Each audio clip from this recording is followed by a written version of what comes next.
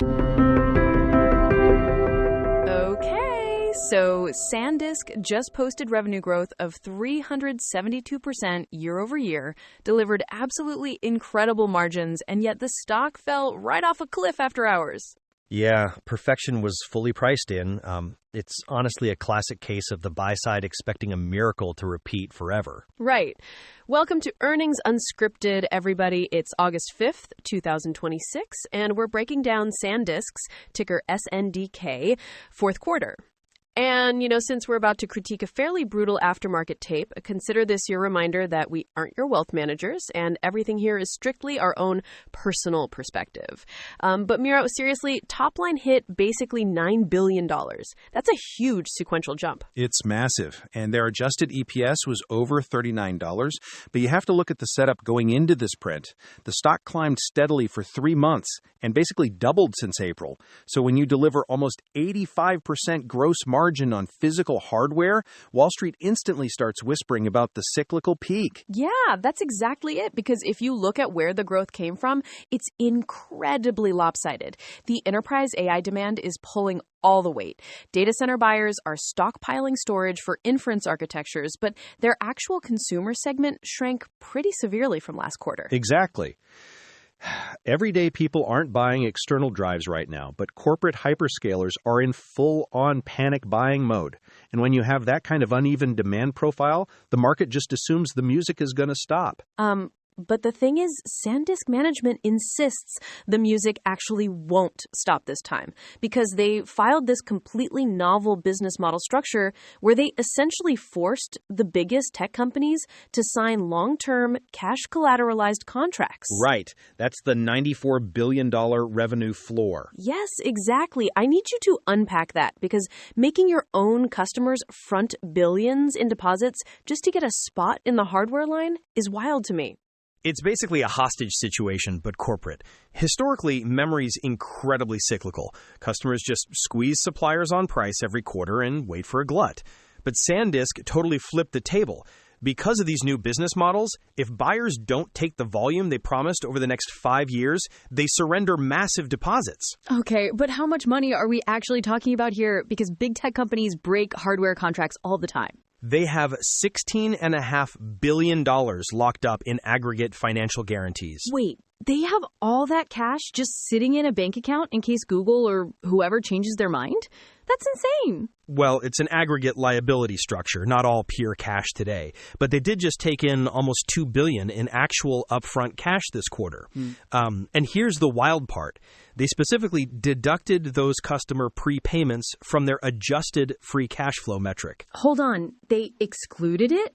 Usually companies try everything to pull forward cash just to make that specific line look better. Why would you hide that massive inflow? Right. It's the ultimate corporate flex. Management wants Wall Street to value their core underlying operations, not some one-time cash dump. Because they already generated roughly $5 billion in pure operating free cash anyway. They don't need the deposit money to look incredibly profitable. Okay, so the leverage here is staggering. I'm trying to imagine these procurement meetings. A year ago, these guys were just a commodity vendor getting beat up over cents on the gigabyte. Completely different dynamic now. The CEO literally pointed this out on the call. He said, and I quote, "We're dealing at a very different level with our customers than we were a year ago. We are literally talking to the CFOs, the CEOs of the largest companies in the world.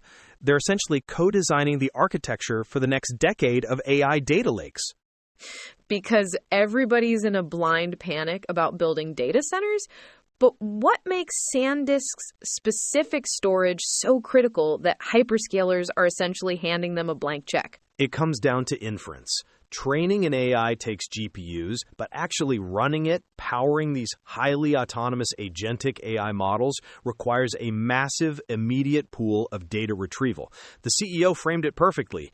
The era of inference. AI is fundamentally a memory-centric, storage-intensive problem, and it is reshaping the demand equation for NAND. So if you're a tech giant and you can't secure this storage layer, your multi-billion-dollar GPU clusters are basically just very fast, very expensive paperweights. Precisely. That data center segment used to be roughly 12% of their output. Today, it's their biggest growth engine by far. Demand's running so hot, the CFO explicitly warned they expect bets to remain on allocation beyond calendar year 2027.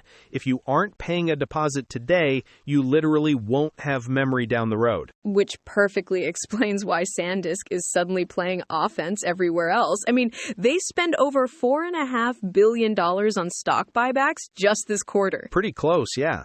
And they're doing some genuinely aggressive strategic maneuvering. They actually had to strip out an $807 million mark-to-market gain from this quarter's earnings simply because the equity they bought in Nanya technology appreciated so wildly. They're investing in DRAM supply chains directly.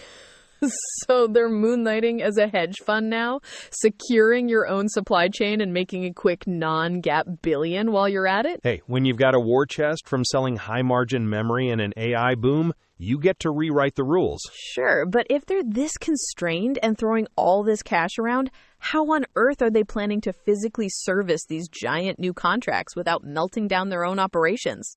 They're solving it with inventory, honestly. Management admitted they plan to run at higher inventory days just to support these new contracts. So they're physically hoarding components to make sure they never miss a delivery. But doesn't that carry a huge holding cost? Especially since they're transitioning to their newer node architectures. It does, but the scale of demand basically absorbs it.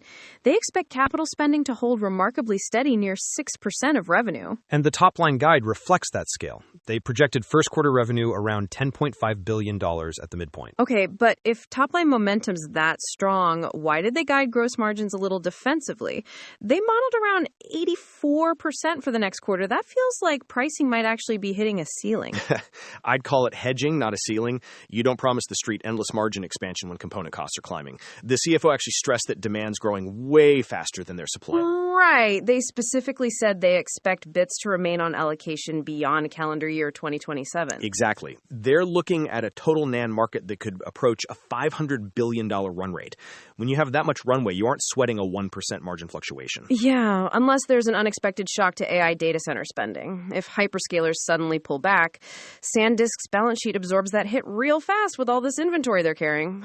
Such a heavy corporate bet. Sure, but as bets go, having billions in customer collateral acts as a pretty wide parachute. Fair point. We'll definitely be watching if that consumer tech hangover finally lifts next year, or if AI just keeps doing all the heavy lifting. Really fun teardown today, Miro. Always a blast picking these things apart with you. Catch you later. See you next time. If you like hearing us untangle these corporate stories, tapping follow on your player is a great way to catch the next one. And just to be totally transparent, our voices and this entire conversation are purely AI generated, which is how we're able to process SanDisk's 8K and turn it into a podcast on the very same day. We're always looking for fresh tickers to analyze, so send your requests to earningsunscripted at datamadness.ca or find the X link in our show notes. Catch you all later.